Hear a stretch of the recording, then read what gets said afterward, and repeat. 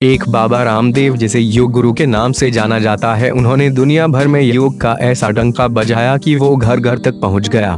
जो योग आम लोगों से दूर हुआ करता था, बाबा ने उसकी रिपैकेजिंग कर टीवी और इंटरनेट के माध्यम से आम लोगों तक पहुंचाया। 2. सपाचय। धीरे धीरे बाबा रामदेव खुद योग के एक बड़े ब्रांड बन गए, लेकिन आजकल बाबा योग से ज्यादा अपने कारोबार को लेकर चर्चा में है।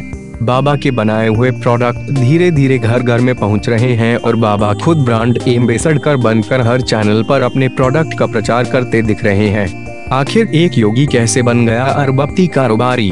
3. सपाचय। बाबा रामदेव का जन्म हरियाणा के महेंद्रगढ़ में 26 दिसंबर 1965 को हुआ था। रामदेव का वास्तविक नाम रामकृष्ण था। उनकी मां का नाम गुलाबो देवी और पिता का नाम रामनिवास यादव है। उनके माता पिता अनपढ़ थे और बेहद गरीब भी। रामदेव का बचपन गरीबी में गुजरा। हालात ऐसे थे कि एक ही पैजामे में 2-3 साल तक काम चलाना पड़ता था। दूसरे से किताबें मांगकर पढ़ाई करते थे। माँ बाप की हालात का एहसास उन्हें छोटी सी उम्र में ही हो गया था, इसलिए वो घंटों खेत में काम करते।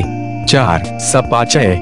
रामदेव ने शहजादपुर के सरकारी स्कूल से 8वीं तक पढ़ाई की, लेकिन उस उम्र में ही उनका मन सांसारिक मोह माया से उबने लगा और घर से भागकर कानपुर के एक गुरुकुल में आचार्य प्रद्युम्न और योगाचार्य बलदेव जी से संस्कृत एवं योग की शिक्षा लेने जा पहुंचे। 5. सपाचय। रामदेव का ये फैसला उनके घर वालों को पसंद नहीं आया और उनके पिता गुरुकुल में जाकर उन्हें वापस लेकर आए। माता पिता ने यहाँ तक कहा कि दोबारा गुरुकुल गए तो टांग तोड़ दूंगा, लेकिन कुछ दिन साथ रहने के बाद रामदेव दोबारा घर छोड़कर भाग गए और फिर गुरुकुल पहुँचे। उस वक्त उनकी उम्र सिर्फ 13 साल थी। इतनी कच्ची उम्र में गुरुकुल के सख्त नियमों का पालन करते करते रामदेव धीरे धीरे फौलाद बनते गए। 6. सपाचय। रामदेव के योगी बनने की कहानी शुरू होती है 1990 के करीब, जब रामदेव कानपुर के गुरुकुल से जींद कलवा गुरुकुल में आ गए थे। कलवा गुरुकुल में रहने के दौरान ही उन्होंने पास के गांवों के लोगों को योग सिखाना शुरू कर दिया था। 7. सपाचय। रामदेव ने कलवा गुरुकुल को भी छोड़ दिया और हिमालय चले गए। 5 सालों तक वो हिमालय की पहाड़ियों में घूमते रहे और उसके बाद हरिद्वार आए। हरिद्वार आने के बाद उन्होंने संन्यास लेने का फैसला किया और वो रामकृष्ण से बाबा रामदेव बन गए। रामदेव हरिद्वार अपने गुरुवार शंकर देव महाराज के आश्रम में रहा करते थे और वहीं से लोगों को योग की शिक्षा देनी शुरू कर दी। 8. सपाचय। रामदेव ने अपने 2 दोस्तों बालकृष्ण और कर्मवीर के साथ मिलकर दिव्य योग ट्रस्ट की स्थापना की थी। दिव्य योग ट्रस्ट हरियाणा और राजस्थान के अलग अलग शहरों में हर साल करीब 50 योग कैंप लगाता था। उन दिनों बाबा रामदेव अक्सर हरिद्वार की सड़कों पर स्कूटर दिख जाते थे। 2002 में गुरुवार शंकर देव की सेहत खराब होने के बाद बाबा रामदेव ने खुद दिव्य योग ट्रस्ट की जिम्मेदारी संभाली और अपने दोस्त बालकृष्ण को ट्रस्ट के फाइनेंस का जिम्मा संभालने को दिया। उनके दूसरे दोस्त कर्मवीर को ट्रस्ट का प्रशासक बनाया। इन तीनों ने साथ मिलकर पतंजलि योगपीठ इतना बड़ा साम्राज्य खड़ा किया। 10. हरियाणा, राजस्थान और गुजरात में रामदेव अपने शिविर लगाने लगे, जिसमें मुश्किल से 200 से 300 लोग आया करते थे। धीरे धीरे बाबा ने दिल्ली का रुख किया और दिल्ली के छत्रसाल स्टेडियम में योग शिविर लगाया, जिसमें मुरली मनोहर जोशी और साहिब सिंह वर्मा जैसे कई नेता भी पहुंचे। 11. दिल्ली का दिल जीतने के बाद बाबा ने मायानगरी का रुख किया। उन्होंने सोचा भी नहीं था कि मुंबई में उन्हें लोगों का इतना प्यार मिलेगा। एक वो वक्त था जब महज 200 लोग रामदेव के शिविर में आते थे, लेकिन धीरे धीरे ये संख्या हजारों और लाखों तक पहुंच गई। 12.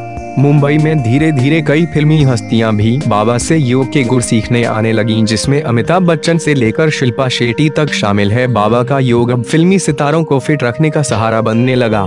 13. योग के साथ बाबा ने अपने आश्रम में आयुर्वेदिक दवाइयां भी बनानी शुरू कर दी। रामदेव के ट्रस्ट का मकसद आम लोगों के बीच योग और आयुर्वेद के प्रयोग को लोकप्रिय बनाना था।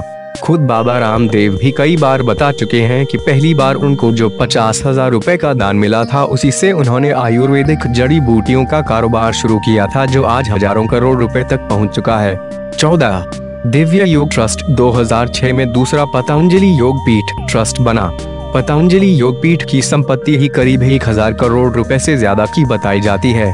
हरिद्वार में बाबा रामदेव का ये आर्थिक साम्राज्य करीब 600 एकड़ के इलाके में फैला हुआ है। इसमें 300 बेड का मल्टी सुपर स्पेशलिटी हॉस्पिटल, योग रिसर्च सेंटर, यूनिवर्सिटी और आयुर्वेदिक फार्मेसी के अलावा फूड पार्क और कॉस्मेटिक मैन्युफैक्चरिंग यूनिट शामिल हैं। 2009 से आस्था टीवी चैनल के अधिकार भी रामदेव के पतंजलि योग पीठ ट्रस्ट के पास है।